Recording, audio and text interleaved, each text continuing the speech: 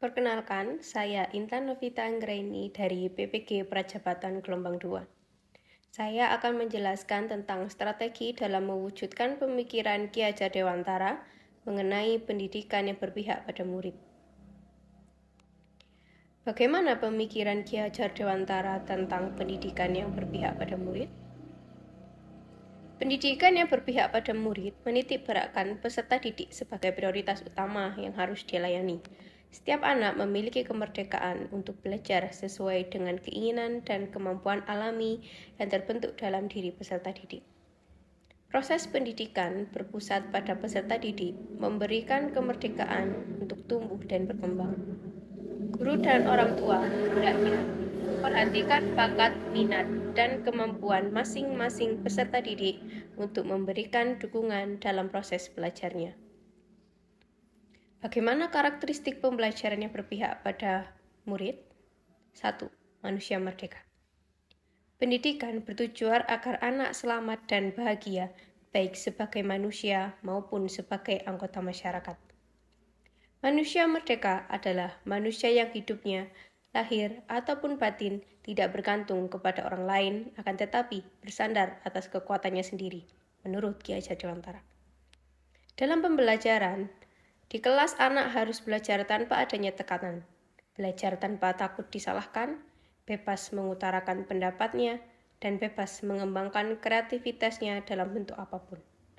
Guru tidak memaksa peserta didik untuk berkarya yang sesuai dengan keinginan guru, namun sesuai dengan keinginan, minat, dan bakat peserta didik. Yang kedua, mengembangkan bakat dan minat. Pendidikan yang berpihak pada peserta didik adalah pendidikan yang memperhatikan minat, bakat, dan kemampuan masing-masing. Bakat adalah kemampuan bawaan dari lahir, sedangkan minat terbentuk selama proses tumbuh kembang anak. Bakat tidak harus dalam bidang pendidikan ataupun akademis, dan kemampuan kognitif bakat bisa saja berhubungan dengan kemampuan sosial seperti kemampuan berkomunikasi, kemampuan berinteraksi dengan masyarakat. Yang ketiga, kodrat anak. Pendidikan yang berpihak pada peserta didik merupakan pendidikan yang sesuai dengan kodrat alam dan kodrat zaman. Menurut Ki Hajar Dewantara, bahwa pendidikan anak berhubungan dengan kodrat alam dan kodrat zaman. Kodrat alam adalah kondisi anak sejak lahir serta dipengaruhi oleh kultur sosial budayanya, dan kodrat zaman adalah perubahan yang selalu terjadi dari waktu ke waktu dan cara belajar yang berbeda. Pada saat ini, cara belajar dan cara berinteraksi peserta didik anak abad 21 berbeda dengan peserta didik anak abad 20-an. Pada saat ini dapat dilihat bahwa peserta didik telah menguasai betapa canggihnya teknologi. Karena hal itu, pendidikan harus dinamis dan terus berubah agar dapat menghadapi tantangan revolusi industri 4.0. Maka dari itu, pendidikan harus menuntun anak untuk memiliki keterampilan abad 21, yaitu kritis, kreatif, kolaboratif, dan komunikatif. Yang keempat, sistem among. Ki Hajar Dewantara memiliki semboyan yakni Ing Ngarsa Sung Tulodo, Ing Madya Bangun Karso, Tutwuri Handayani. Ing Ngarsa Sung Tulodo artinya di depan memberi teladan. Guru memahami secara utuh tentang apa yang dapat ia bantu kepada murid menjadi teladan dalam budi pekerti dan juga bertingkah laku. Ing Madya Bangun Karsa, di tengah membangun semangat.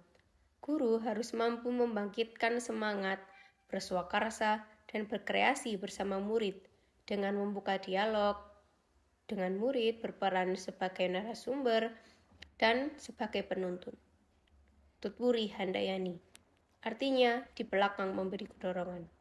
Guru tidak sekedar memberikan motivasi, tetapi juga memberikan saran dan juga rekomendasi hasil pengamatan dalam kelas, memberikan apresiasi dan juga reward, sehingga peserta didik mampu mengeksplorasi daya, rasa, cipta, karsa, dan karyanya. Yang kelima yaitu menuntun. Menurut Ki Hajar Dewantara, pendidikan anak sejatinya memberi tuntunan terhadap segala kekuatan kodrat yang dimiliki anak untuk mampu mencapai keselamatan dan juga kebahagiaan sebagai manusia. Peserta didik dituntun untuk mengembangkan dirinya sesuai kodrat dan potensinya dengan kasih sayang, mendampingi, merawat, dan menjaga, serta memberikan doa dan harapan untuk peserta didik. Guru seharusnya menemani proses belajar di dalam kelas, mendampingi tumbuhnya kecerdasan pikirannya, membantu dan menemukan budi pekerti yang baik, dan membantu memperbaiki budi pekerti yang kurang baik. Itulah strategi pemikiran Ki Hajar Dewantara melalui pendidikan yang berpihak pada peserta didik. Terima kasih.